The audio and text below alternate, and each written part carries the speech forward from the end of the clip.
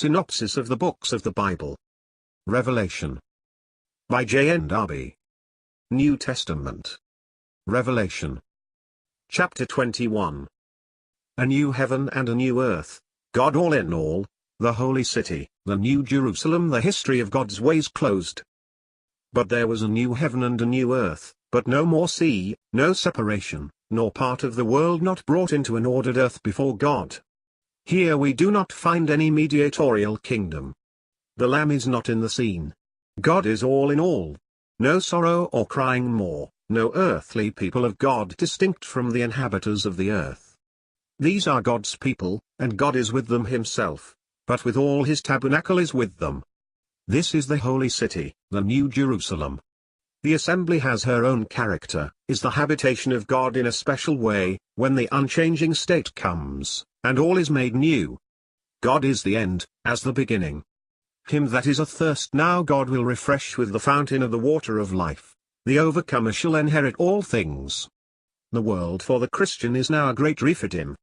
This is the twofold portion of the final blessedness. He shall have God for his God, and be his son. Those who feared this path, did not overcome the world and Satan but had walked in iniquity, would have their part in the lake of fire. This closes the history of God's ways. The heavenly city, its millennial connection with the earth, the organized seat of heavenly power, the new and now heavenly capital of God's government. What follows is the description of the heavenly city, as before we had that of Babylon.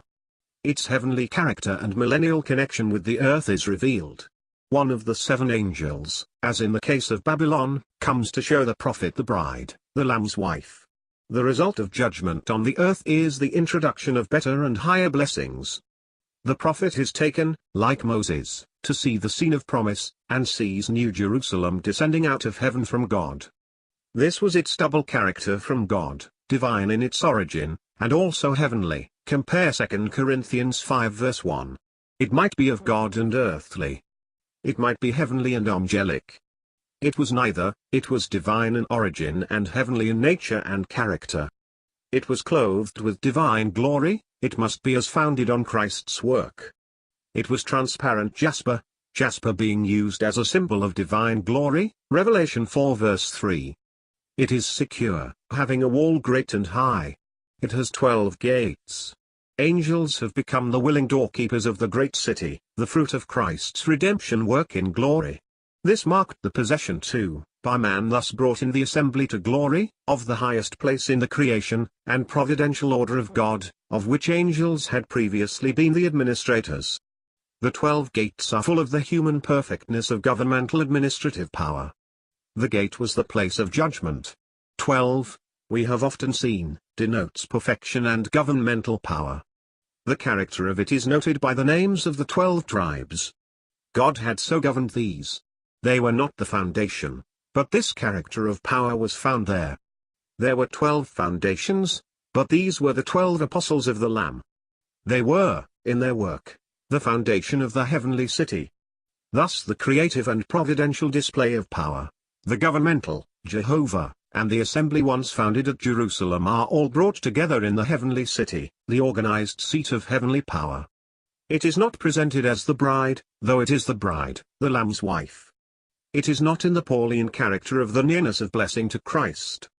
It is the assembly as founded at Jerusalem under the 12, the organized seat of heavenly power, the new and now heavenly capital of God's government.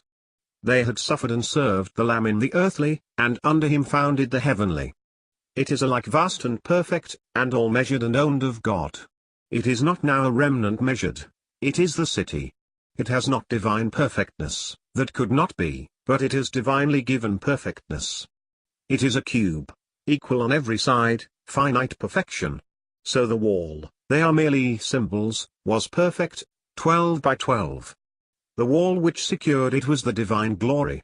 As it is written of the earthly Jerusalem, salvation has God appointed for walls and bulwarks. The nature of the city shown.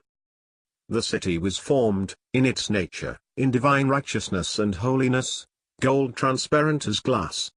That which was now by the word wrought in and applied to men below was the very nature of the whole place, compare Ephesians 4 verse 24. the precious stones, or varied display of God's nature, who is light, in connection with the creature, seen in creation. Ezekiel 28, in grace in the high priest's breastplate, now shone in permanent glory, and adorned the foundations of the city. The gates had moral beauty, which attracted Christ in the assembly and in a glorious way. That on which men walked, instead of bringing the danger of defilement, was itself righteous and holy. The streets, all that men came in contact with, were righteousness and holiness, gold transparent as glass. The temple of the city where men may approach, its light. There was no concealment of God's glory in that which awed by its display, no temple where men approached but where they could not draw nigh, where God was hidden. The Lord God Almighty and the Lamb were its temple. They were approached in their own nature and glory, surrounded only by that fully displayed. Nor was the need of created light here, the glory of the divine nature lighted all, and the Lamb was the light-bearer in it. The character of the city. Note here, we have not the Father as the temple.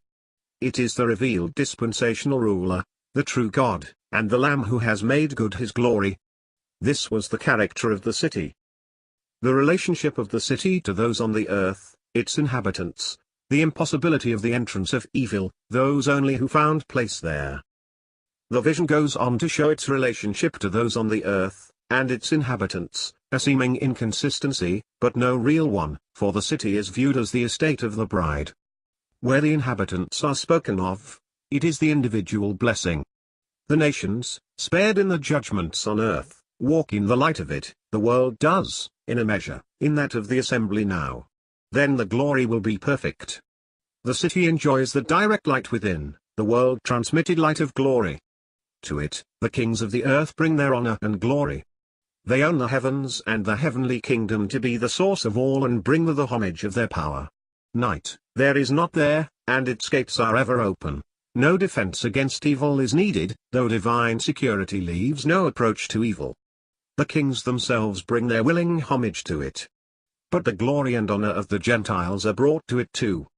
Heaven is seen as the source of all the glory and honor of this world. Hence these are now true. Nothing defiling enters there, nor what introduces idols and falsehood. Neither man's evil nor Satan's deceit can exist or produce any corruption there. How often, when anything good is set up now, the considerate heart knows that evil will enter, and Satan deceive and corrupt. There we have the certainty that this can never be. It was not merely the absence of evil, but the impossibility of its entrance, which characterized the holy city. There was that which, having its source in perfect grace, involves all blessed affections in connection with the Lamb in those within the city. Those only whose names were in the Lamb's book of life found place in the city.